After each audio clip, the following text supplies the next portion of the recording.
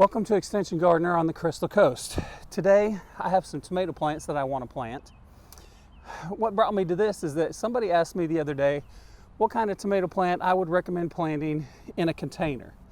And I didn't really think about it too well, but the best type is a determinate type.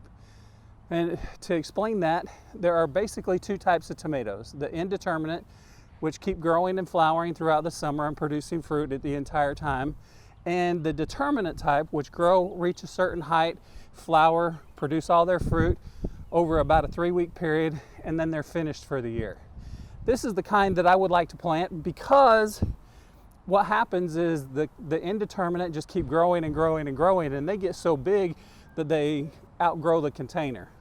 The determinate will grow, they'll produce their tomatoes, and then they will be done. In this case, what I want to do is I want to dig a hole. I want to fill this container most of the way with soil.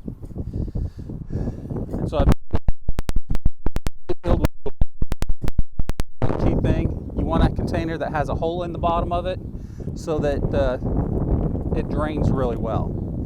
So what I'm going to do, these tomatoes have been sitting in this pot just a little bit too long, so I'm going to break up the root system just a little bit on each side, and that'll allow them to root out into the pot just a little bit better.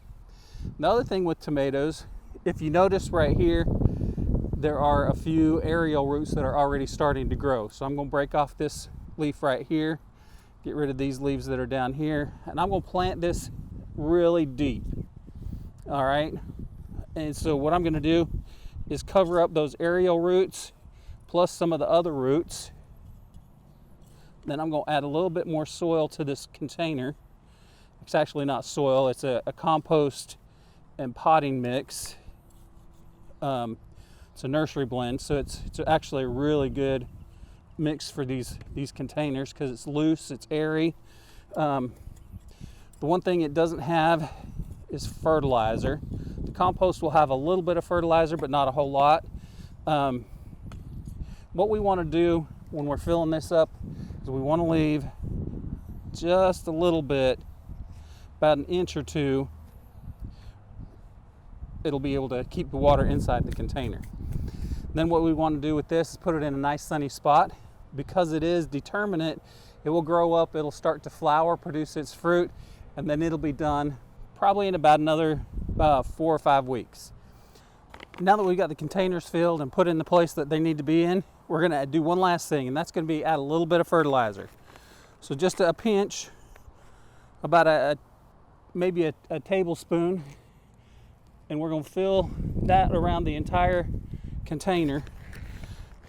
And then the plant will be happy because it'll have plenty of food for the rest of the growth. Okay, till next time, happy gardening.